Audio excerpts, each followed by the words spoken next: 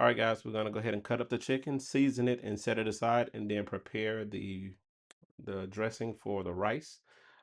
This dish is known because is well known because it's actually green in essence, and I'm going to try my best. I'm probably about a foot and a half away from the cutting board right now, but that's also you can get this great view. Anyway, so we have a whole chicken. We have a pot that we're going to use. I mean, a bowl that we're going to use to preserve our chicken in. And when we do that, we're going to add the salt, pepper, and cumin to it and set it aside. So um, you guys already know how to cut chicken. And if you don't, this is going to help you. We take off some of the fat from the corners, from the back, between the legs and thigh. Get some of this fat off of here. Um, and we're going to cut this one in eighths. And so what we're going to use as our measuring tool is we're going to use this breast. We're just going to cut it right down the middle, right beside the tendon, the breast tendon, and the breastbone, right? Just gonna go right down the middle, and also get rid of some of this fat here, since it won't be used. And right down this backbone, we can either use the size of the backbone to use it as a way to cut through, and I like to use the tendons here in between the front and the back, and just slide my knife right down the back of it, and that's going to help us easily cut this. And then right under the thigh bone, I usually don't use or leave the rest of the thigh in. But for today, I know everybody's going to be wanting to literally, eat everything off the bone. So we're going to leave it in. We're just going to cut right down the spine, just like that. And then we just cut the skin. And that's pretty much it. One half of a chicken. And in our family, we actually do use all of the backbone and cook it. So you could technically say we're going to have this in 9 slices because I'll just leave this entire backbone together. And then right up against this backbone, the tailbone, just cut down the middle. And we'll just lift that up. And we're done with one half of the chicken. Now, you'll realize there's a collarbone and a back shoulder bone that's there. And what I'll do is I'll just leave that back shoulder bone in on that side of the back of the breast. And there we go. We have one back. And from here, it's fairly simple. We have a whole bunch of flappy skin in between the thigh and the breast. We just cut right down the middle. And I like to give the person who has the wing some meat. So instead of cutting right here in the tendon, we're going to cut right here above the top of the breast and then get to the bone that's right underneath the shoulder bone. And then we have a wing with some meat on it and get this fat off for one individual. And then we'll cut this thigh and leg and just look right here where the joints meet, where it folds. It's going to go right down the middle until you get to the tendon and cut right in between the two tendons, between the thigh or the hip and the leg. And that's all you got to do. And just rinse, recycle, and repeat. So same thing right here in between, right down the middle.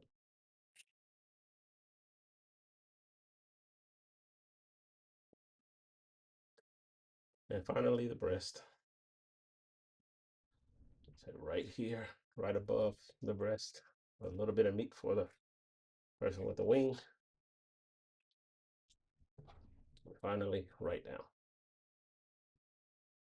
And that's all it takes. So with that out of our way, we'll just move on to seasoning this. Got a bowl. We'll take our cuts. We'll go by layers. So we'll do our biggest cuts first, our breast, put those in, open up our salt, sprinkle it on the top, flip on the bottom, a little bit of pepper, bottom, top, and cumin, top, and finally bottom. Now, I have been eating this dish for years now. It's one of the few dishes that we eat very differently from a lot of people. We typically eat it with this other dish called papa la huancaína, which is potatoes and huancaína sauce. Or we'll eat it with ceviche, which a lot of people don't realize goes really well together, but isn't common in every household. So a little cumin, a little pepper, and a little salt. Let's sort of flip and do the same on the opposite side. A little salt. I think we have enough cumin. We don't want to overpower this dish with cumin. With a little more pepper on the bottom end. And that's pretty much it. Now, in a few minutes, we'll get around to using the black beer to marinate this a little bit to get the meat tender and to add that extra umami flavor. Now, if you know me, you know I don't drink. I literally probably had my first ever taste of alcohol well into my 30s, and it never really stuck with me. But there are a lot of Peruvian dishes that call for beers, white beer, black beer, sometimes even German beers. And I like to keep at least one bottle in the refrigerator. And if there's one bottle in the refrigerator, there's no temptation to drink it from anybody in the house because everybody's going to know. And so, um, any of our guests who come over knows that. Anybody who has a general understanding of how I sit when it comes to certain things, know that I'm not one of those people who is interested in getting wasted or whatever. But yeah, so that's ready. The next thing we'll do is cut up our vegetables, which we only have one vegetable or two vegetables to cut, which is a carrot and the red onion. And then we can go ahead and get ready to liquefy the cilantro, culantro. And then we'll be pretty much halfway done with this dish. The rest of it is basically cook time. And the rice part is, if you know how to do it well, you just use the rice cooker. And if you don't have one, I can show you how to make it in a general pot. So yeah, I'll be back in a minute. All right, guys, we're back. We have our carrots and we have our onions and then we have our garlic. So we're just going to start by peeling our onions and our carrots. Um, this part is very simple. What we're going to do is just basically put these in cubes. And to do that, you can use a mandolin if you have one. Um, just set it up to squeeze down or cut down in squares, or you can go the old school way, and that's just basically peel and then cut in fry shape, long shapes, and after that, cut down into cubes. The onion, the same thing. We're going to cut it down into little cubes, and we're going to use that to season this dish. They're not going to be as presentable or noticeable as the carrots and the English peas. But yeah, it's one of those things that, you'll know it when you know it. You'll see it when you see it, and you'll understand it. Um, and one of the people that I credit to showing me how to make this recipe uh, was one of our family members, my niece's mom, Kathy. She used to make this dish in the States. She used to do it so well that it just seemed like it could be, fairly easy for anybody to do. But when you get around to it, it's not easy the first time because there's some things you need to know about cooking the rice. If you don't want it to be overcooked, you want it to still have texture and to be grainy. Um, Also with the chicken, you want to be able to season it and I like to have juices flowing from it after it's been cooked. Last thing you want is a dry piece of chicken. And oftentimes people who don't know how to prepare a meal like this can you make simple mistakes that will turn this dish into a disaster. So always be patient when you come in across a new recipe, when you're learning to make something that you've never made before. Don't give up the first time you fail, or if it doesn't come out exactly how you want it to. Um, and I always tell people, don't be afraid. Never be afraid to try something that's not native to your home or your palate. Um, I know a lot of people who tried this dish didn't like the the overpowering flavor of cilantro or culantro, and they never tried it again. Um, I have a rule, a general rule for myself. If I try a dish and I don't like it the first time, I have agreed to myself or made a deal with myself that every year I would try 2 spoons of it again. So let's say, for example, there was this dish I didn't like when I first got here, when I first visited Peru. It was oyuco, which is a root-based dish. Um, and the first time I tried, I was like, man, this is strong, it's overpowering. The accompaniment wasn't chicken, it was this thing called charqui, which is a dried beef. So imagine aged aged dried beef cut up in cubes and then added to this dish. It was for me, it was really tough to like it the first time I tried it. And I kind of set I kind of set the standard of if that's at a menu or if that's at a buffet or whatever, I wouldn't eat it. That's how I felt the first year. And then I realized, that's kind of arrogant of me to throw other people's traditional food in what I would consider my don't don't try again category. And so I set a rule where I said basically, um, I know how it's made. If I can learn how it's made, then it helps me psychologically to try it again. But second, um, I realized that your palate changes over years. Every week it changes a little bit, and as you get older, there are certain flavors that you didn't like when you were younger that may become more appetizing to you as you're older. Uh, and Oyuko, the first year, I didn't like it at all. The second year, I forced myself to try it again, and I realized it's not that bad. And about halfway through that second year, I started having cravings for it. And it was weird because I was like, I told my mother-in-law, hey, can you do me a favor and make this dish for me? And she was like, wait a minute, I know you don't like it. And I was like, yeah, I didn't like it, but I've learned to like it. And not only have I learned to like it, but um, my stomach asked for it. My mouth asked for it. And sometimes it takes a little while. I know I was getting called out the other day about not liking intestines, pork intestines, beef intestines, and so on and so forth.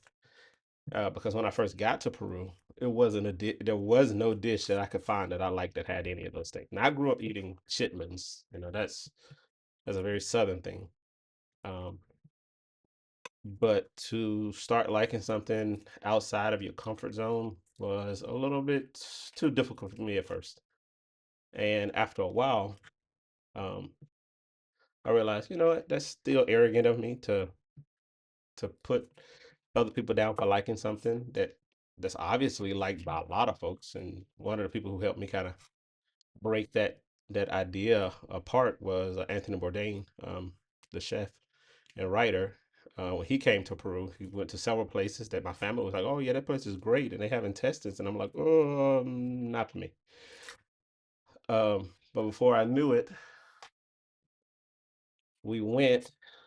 I tried it, and I was generally surprised. It was not what I was expecting. It does not have the flavor of chitlins or anything else that could be bitter or unsavory. It was actually super delicious, cooked on a hot grill, seasoned very well, and with their spices and stuff. I mean, I don't know too many people who don't like it. And if you don't like it, it's probably you never tried it, or you just the concept got stuck in your mind and not it wasn't presented to your mouth. So yeah, uh, I always highly recommend people to go against the grain or go against their initial thoughts and try something that's completely different.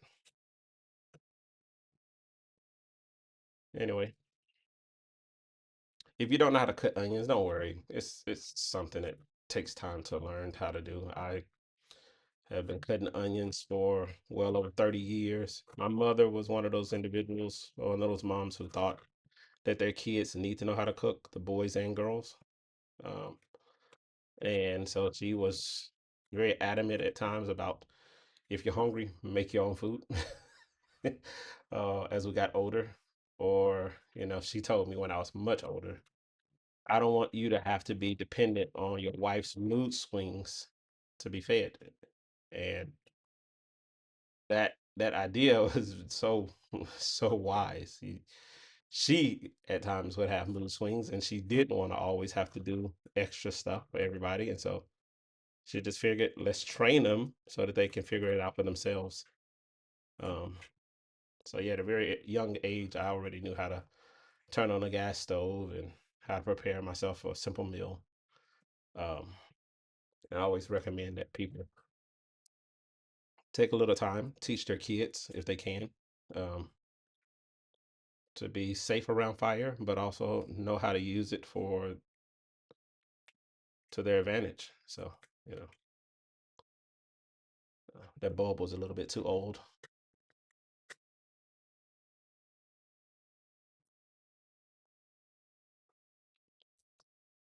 and it's actually starting to make me cry, which is the first time in a good minute that an onion has started to make me watery in the eyes. Okay, so we could just use just that, but like I said, I like to have my dip with a lot of juice.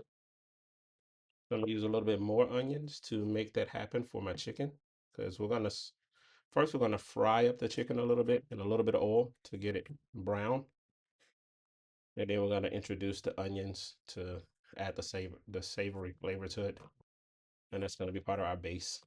So,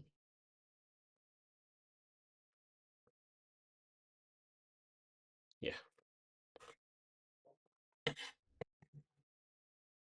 And last thing we have to do is our garlic. Let's get a couple of cloves. I forgot how to say cloves the other day. I was sitting here struggling with you guys, trying to remember how to say cloves of garlic in English. It's just it's a real struggle if you learn another language early. I mean, younger at an older age, late in life. Um, Remembering words in your original language can sometimes be harder than you would have ever expected it.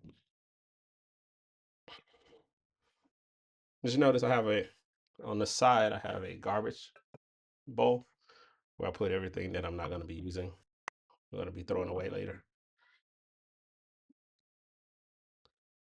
Anyway, you might be picking up some sound in the background. My neighbors are cleaning, just scraping. Sounds like the tables or the beds or something. I don't know. But in South America, our houses are stuck one to another. They're literally side by side.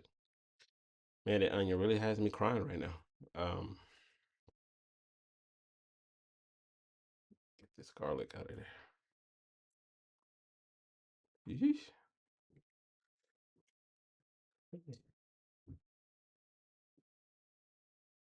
All right. I was watching Binging with Babish the other day, and he was having the same problem with garlic, just trying to peel it. Uh, Same problem I have right now. Goodness, I would cut this out in an instant, but I figured today I'm gonna make you guys watch a whole video with everything. No shortcuts. No shortcuts. Um, then again, that might change in a few minutes when I start doing the boring stuff. Anyway, at this point, we can go ahead and just dice this up.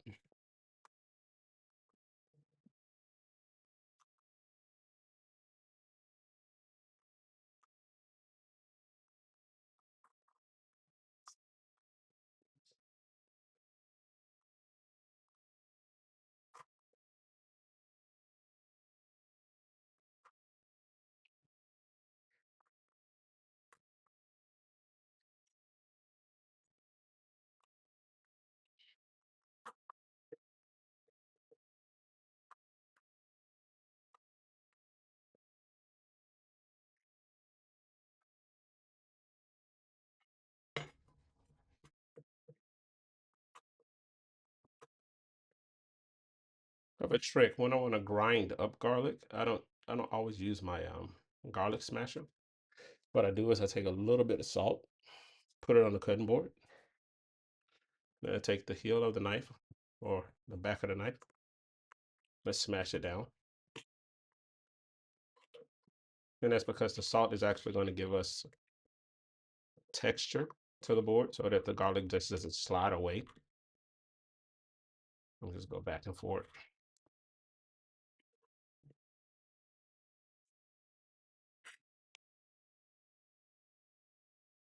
Yeah, sticky garlic.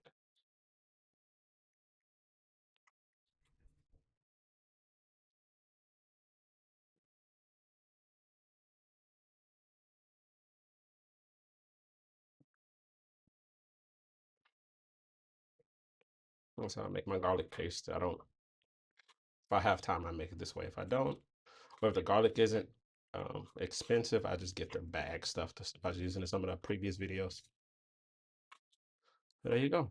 Garlic, garlic paste. Slide that onto the plate where our onions are. Yeah, I guess we'll go ahead and start searing up the chicken and season it beforehand with a little bit of black beer. Yeah, see you guys in a minute. All right, guys, we're gonna go ahead and cook our chicken. We have our chicken here. We're gonna turn on the stove on high heat to get the skillet up to heat. And I'm gonna use vegetable oil, not vegetable oil, extra virgin olive oil. I have vegetable oil back here, but I'm gonna use extra virgin. And like I said, what I usually do is I put a little bit of black beer in the chicken. Um, but today, what I'm gonna do is I'm gonna put this once the chicken is seared, and when I get ready to cook it lower with the onions and garlic, then I put the black beer because I want this chicken to be nice and brown. I want it to have some color. Um, so we're gonna put some oil.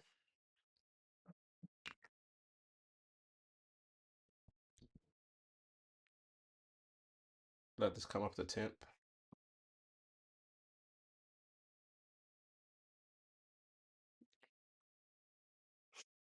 And yeah, what I like to do is I like to cook the skin side first and get it really nicely cooked. Um, and you don't have to cook this all the way through because, like I said, at a later point, we're gonna cook it all the way through. We're gonna let it simmer. We're gonna let it settle in its juices. But for the first part, we want to get a good brown coloring on it, and at which point we can move forward with the rest of the preparation for the rice. Um, Here's the half. There they are. All right. What I like to look for are ripples. You can see some ripples in your oil. You know, it's getting warm. It's probably sitting at about 200 degrees. Let's see, I have my thermometer, electric thermometer. It's already up at 350 in some points. 350. Yeah, all over 350. So we can go ahead and put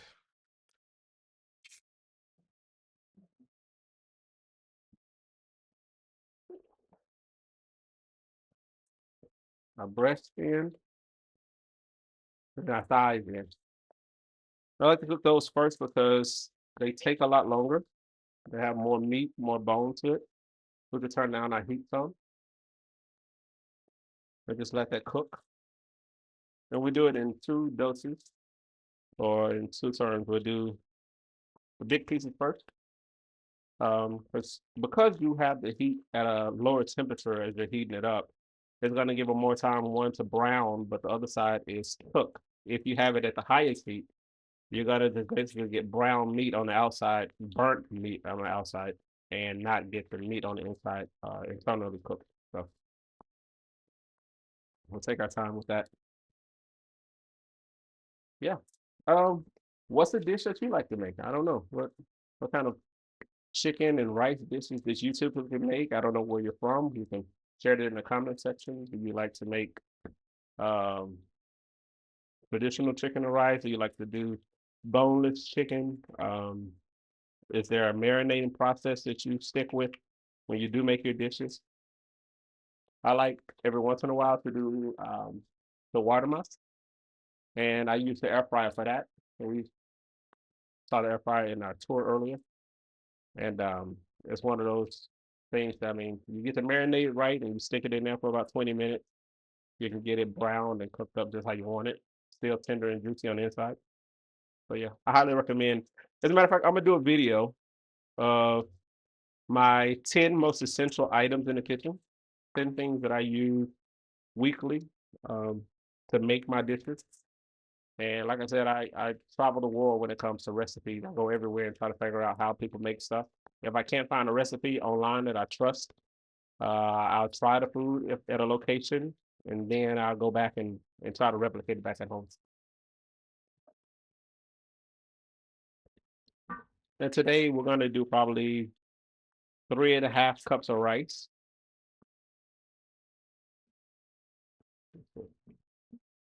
You see it's feel light brown, we want a darker brown, light brown. And the other difference between olive oil and vegetable oil is when you're cooking like this with olive oil, most of the time the chicken or whatever meat you're using won't stick to the pan. Um, and it's because it does better with heat than vegetable oil. So I don't always use olive oil. I don't always like the flavor with certain dishes, but occasionally it's better, you know, than vegetable oil. It is an investment. And remind me in the comments, give you guys a rundown of how I get my ingredients, because I think a lot of people assume that when you're making stuff, you have to do a one-time investment. And I really do believe that's one of those sleeper ideas that we don't actually talk about from the kitchen is how do we get so many ingredients to make so many different types of dishes? That's a nice color. Starting to look pretty good, guys. Smells amazing. Smells absolutely amazing. Um, but yeah. Anyway, this one and this one, they should be ready to flip. See that nice color? Really nice. Let's flip those. We don't need anything darker than that for now. This one, I'll let it sit a little bit longer. Get kind of white on one side. Rotate it so the border can get a little bit more heat to it. That one's ready to flip.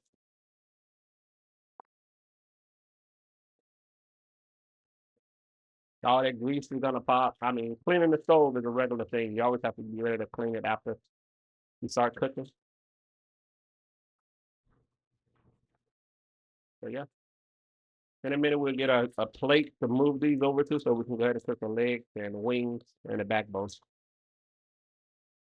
I'll go ahead and do that now.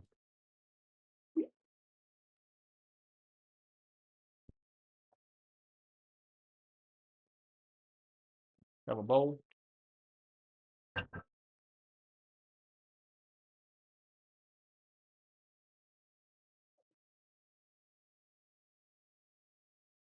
Nice color.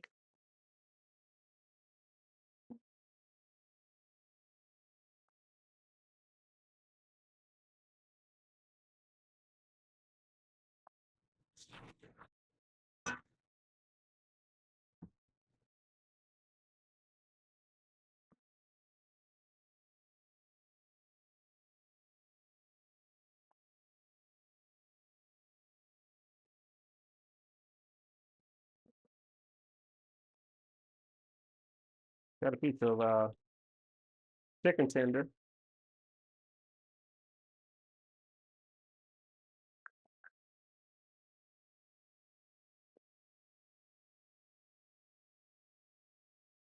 Well, nobody asked me, but I'll tell you. How did I end up doing this cooking on videos on Facebook?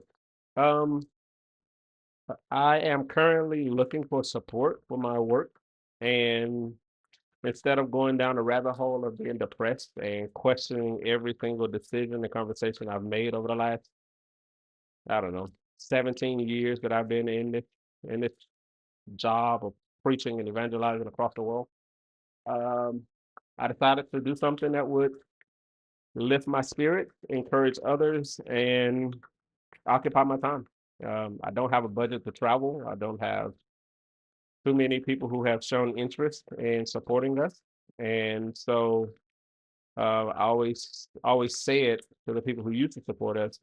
I sharpen my tools. I sharpen my knife in the kitchen, just in case that day comes when I don't have financial support to support my family and my work. And so this is a application of that where I am reminding myself of recipes that I might have to use for a business venture to provide for my family and my mission um, here in Peru. These are looking amazing. These thighs are at the point where I can take them out. Like I said, we're not going to fully cook them through, not here.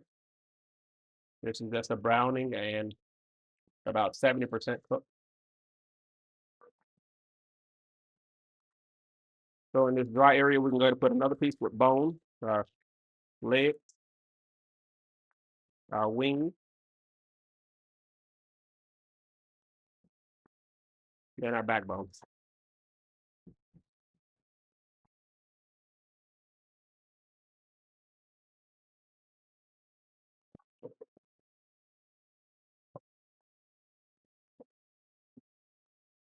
Always wash your stuff while you can, if you can.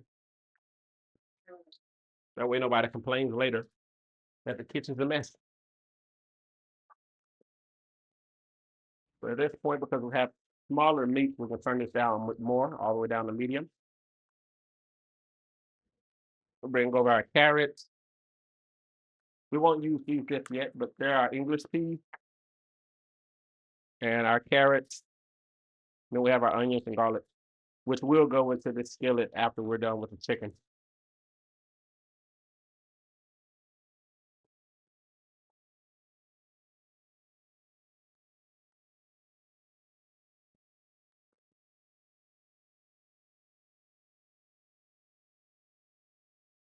We'll take this one out. It's the smaller of the breast. And we've already washed our cilantro.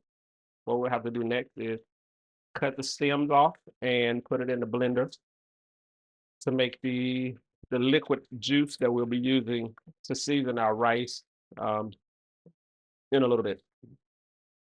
And like I said, we're using arroz or Pharaoh's rice for this dish. There are other rices that do pretty well if you're in Peru, but it's one of those that I like to use in my home. Which I mentioned in the previous video, it's similar to the jasmine rice. So if you want to make this dish back home, think of jasmine rice or one of the cheaper rices that holds its form once cooked.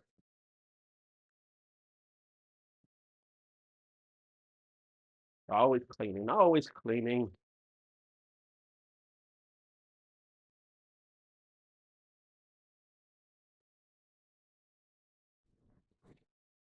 All right, that's looking firm enough.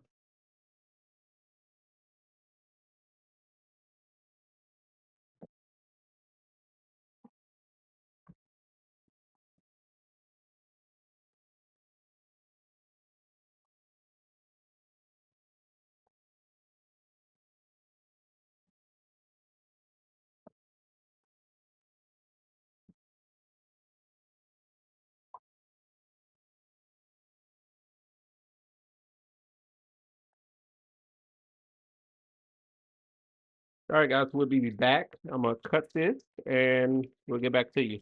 Oh, and like I said, if you see me post, if you're in Lima and you see me posting earlier the ingredient list, know that that day I'm going to be cooking this. And if you want to eat it, write me. Say something. Say, hey, Coop, can I come over? Hey, Coop, is there going to be enough? Hey, Coop, can I add some money to the pot so you can make a little bit extra for me and my crew? And more than likely, we'll be happy to invite you guys over. Anyway, see you guys in a little bit.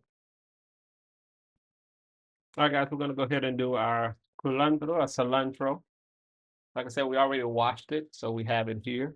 We're gonna go ahead and just take this, cut it, and blend it with a little bit of water. And we're gonna basically take off the stem, make sure it's clean underneath. Take out some of those dead leaves, no problem. And we're gonna leave a little bit of the stem because it's gonna enhance the flavor. So go ahead and put in all of this, move this forward.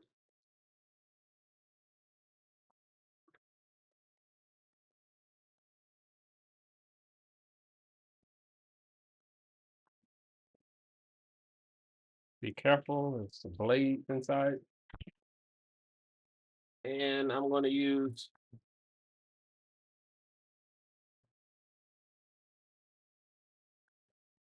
1 cup of water.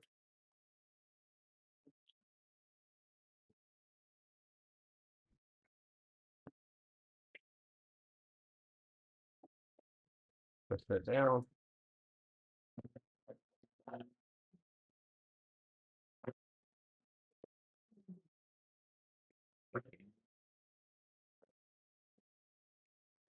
All right, we're gonna stop it, release, and we're gonna smash down the rest of this so it you get well incorporated. And I'm using about 5 stalks, hefty stalks of cilantro. Cilantro. Um, because you're gonna need a lot of liquid. All right. I'm gonna check on my chicken. Overcooked.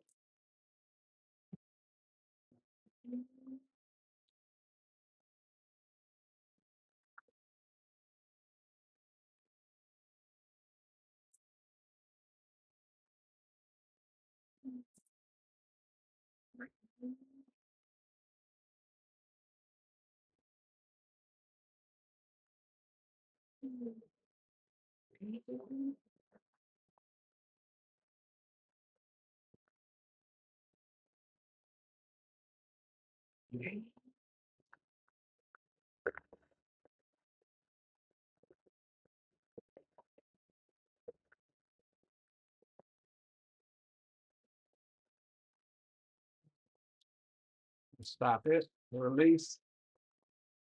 Once more. Scrape everything down. Scraping off the lid.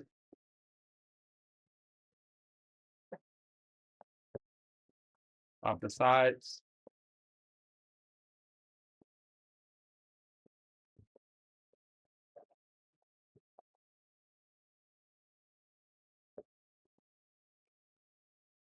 All the way down to the bottom.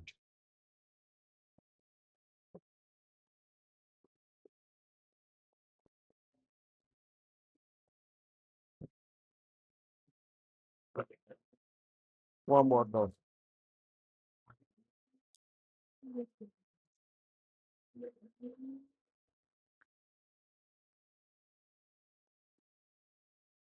Our chicken is pretty much ready. I put these bits back in just to put some pressure on the rest of it. And at this point, we can go ahead and take them out.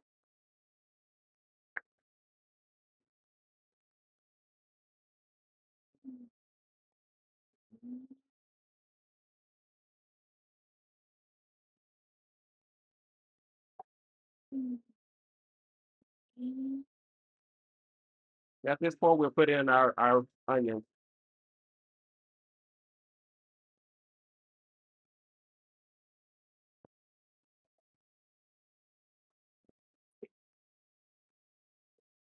All right, wooden spatula. We're gonna go ahead and get all these dirty bits from the bottom.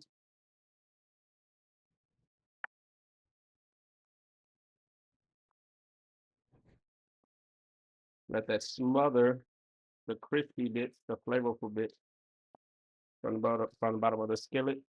And then we can go back and look at our sauce. Um, follow me. There we go. It's all ready. We did 2.5 blends on this. We liquefied it really well. We're gonna take off the lid, turn it off, make sure we don't make a mistake, hurt ourselves. Clean out the lid.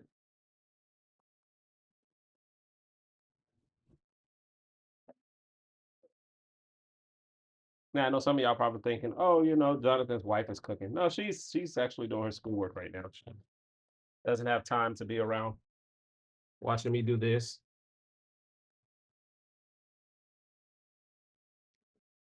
And we'll get a bowl so we can pour this in.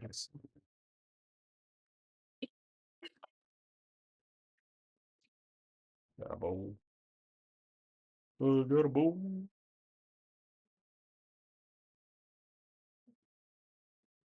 I'm controlling this from computer people. Um, Take out our blade.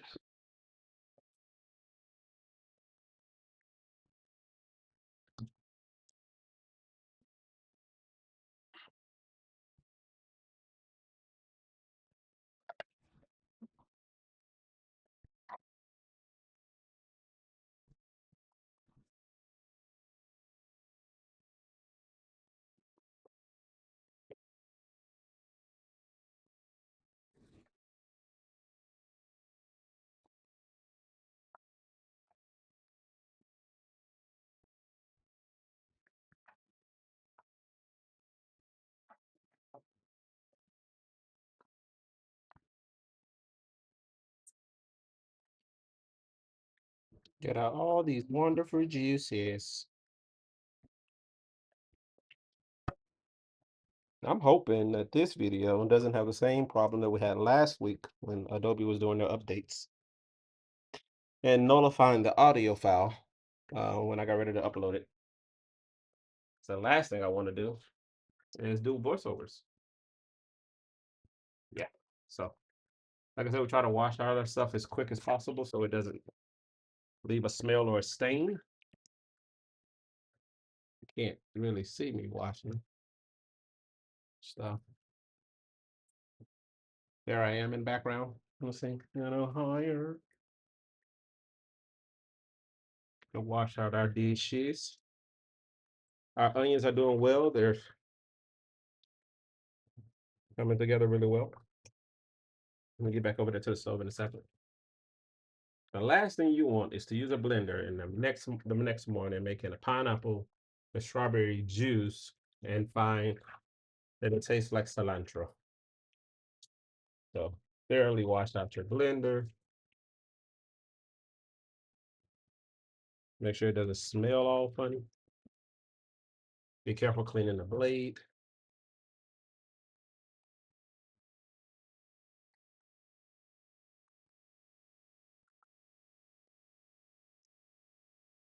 A lot of my favorite chefs on YouTube, like Chef Jean Pierre, usually has a bowl with some bleach water to disinfect everything in the sink. My family hates the smell of bleach, so yeah, I don't do that. But I used to be a good practice. Our onions are looking amazing. I'm about ready to take those out. And we can go ahead and add back our other things and start cooking our final steps. See, doesn't it look good? Yeah, it does. We'll turn that down. All nice and brown. Get all that stuff from the bottom.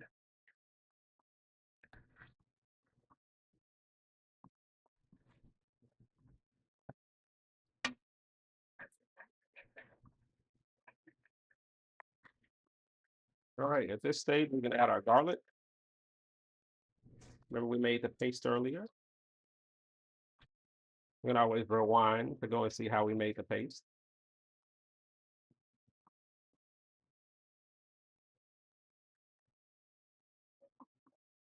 And at this stage, we can get our rice cooker prepared. We can go ahead and plug it up right before we add the yellow ahi to the onions to get that started.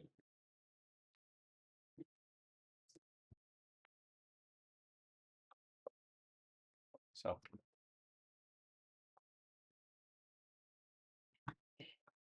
rice cooker. And we're going to use about a tablespoon, maybe 2 tablespoons of yellow ají. One, two. There you go. It's basically just for flavor. Gotta let that cook.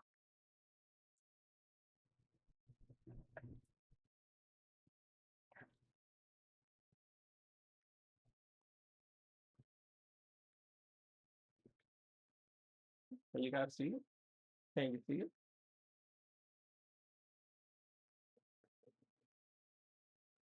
Get this out of your way. There we go. Probably get you guys even closer. Let's see.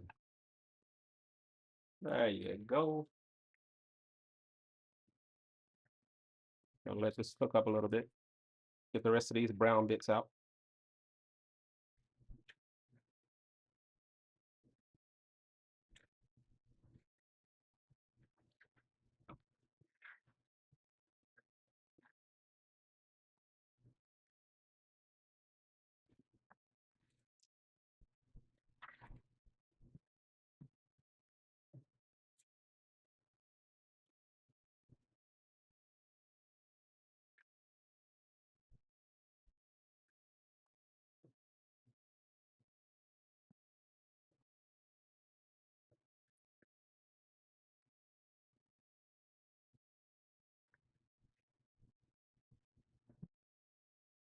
All right.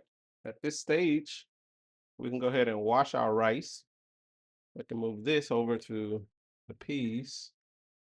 They'll go in at the same time. And we can measure out how many cups I fit in here. Four. 4 cups of rice will fit in this glass container. So let's measure out 3.5.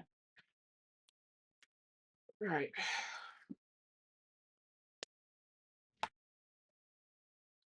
No, no, no, no.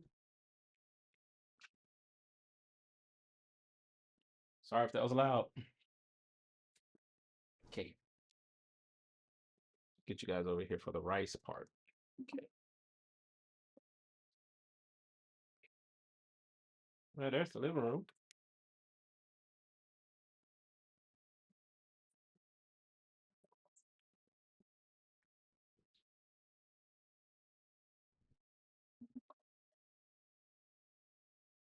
You guys are seeing the dirty side of cooking. It's not always as organized and neat as you think it is. All right. 3 cups rice. I'm only using one camera today. I decided not to set up the other one. You see it in the background. I did the tour with it. Um, it's 3. Let's go with 1/2. 3.5. That should be more than enough for lunch and a little bit for dinner. Then again, my father-in-law probably was gonna eat with us, so just enough for lunch. Okay. I will go wash this and then set this aside and cook our um we'll cook our culantro mix. See. Go ahead. See, this is ready. So all we have to do now is put in the cilantro, let that cook a little bit.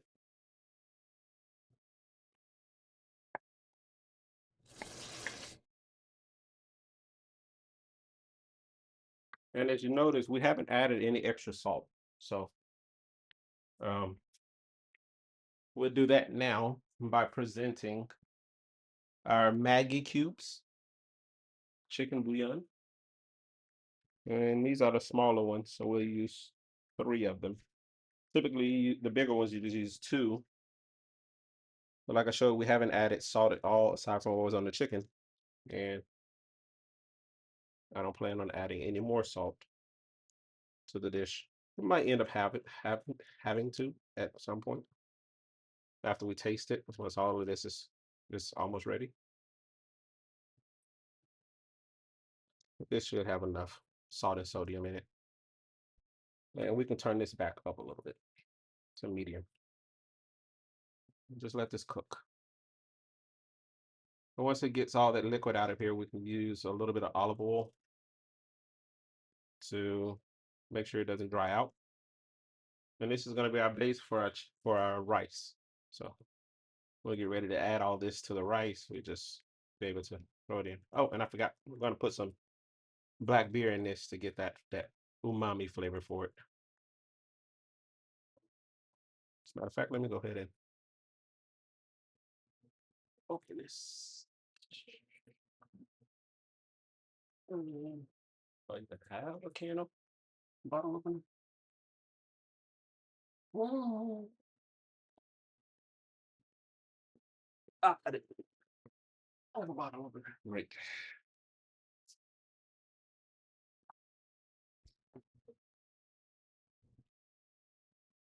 All right, we're back. Our sauce is doing really well. It's getting that darker brown color, which is exactly what we want. The beer has cooked off most of its alcohol, which will help us avoiding the overwhelming flavor of beer in a dish like this. Um, and now we can go ahead and present our rice over to the pot, to the rice cooker with this sauce. And so go ahead and add that first. We'll come back with, we did 3.5 cups of rice. And what I like to do is I like to add enough water that my fingertip is basically submerged when I start touching the rice at the bottom. And with this dish, that we're gonna have a liquid sauce, we're actually gonna have to add less water than typical. So let's just start out with 3 cups of water.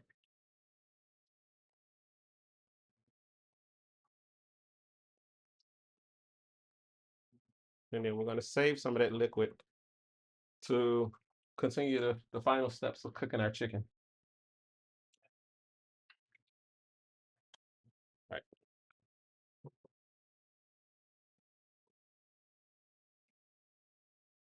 So we have 3.5 cups of water, which is gonna use 3 cups.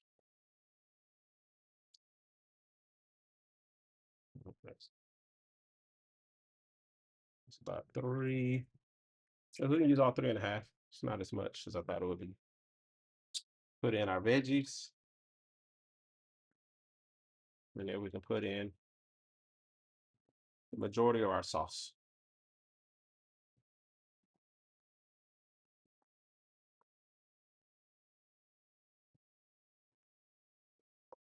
We're gonna put about 70% of our sauce here.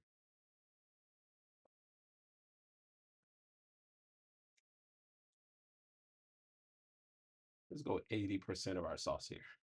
Okay. I'm gonna set that to start cooking. Clean off the edge of our skillet. We have about 20% of our sauce left. And we're gonna add a little more beer. Then we're gonna put our chickens in here and let that cook until they're ready.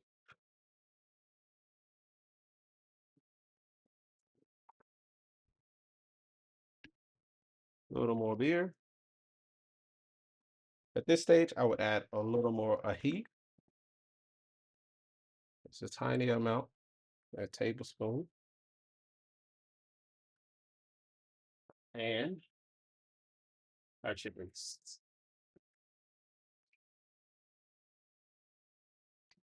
Put our lid on that rice.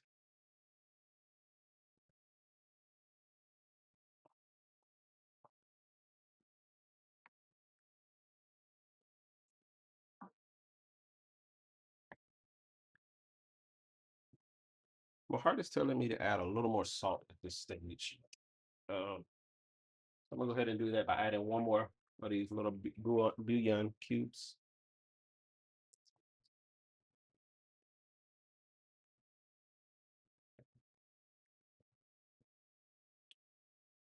And then we'll just go ahead and put our chicken, flip it, get it all flavorful. Look at all of that juicy, juicy chicken. Same with the breast, the other breast. And this we're gonna cook on very low heat.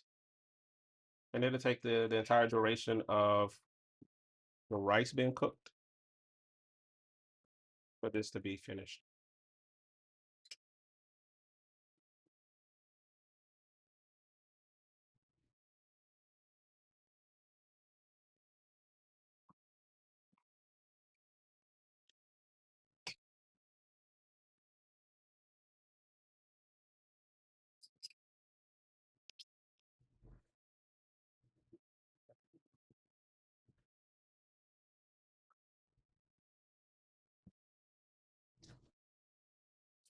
Drop the temperature all the way down to low.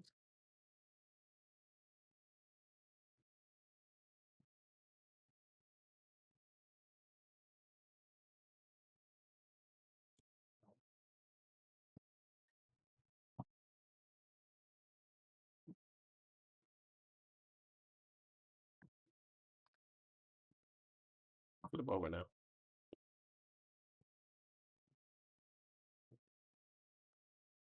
All right.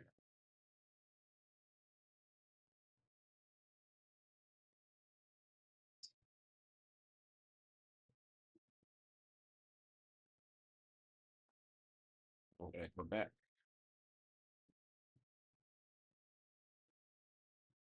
Okay, we'll put our breast, our bigger pieces, right in the center.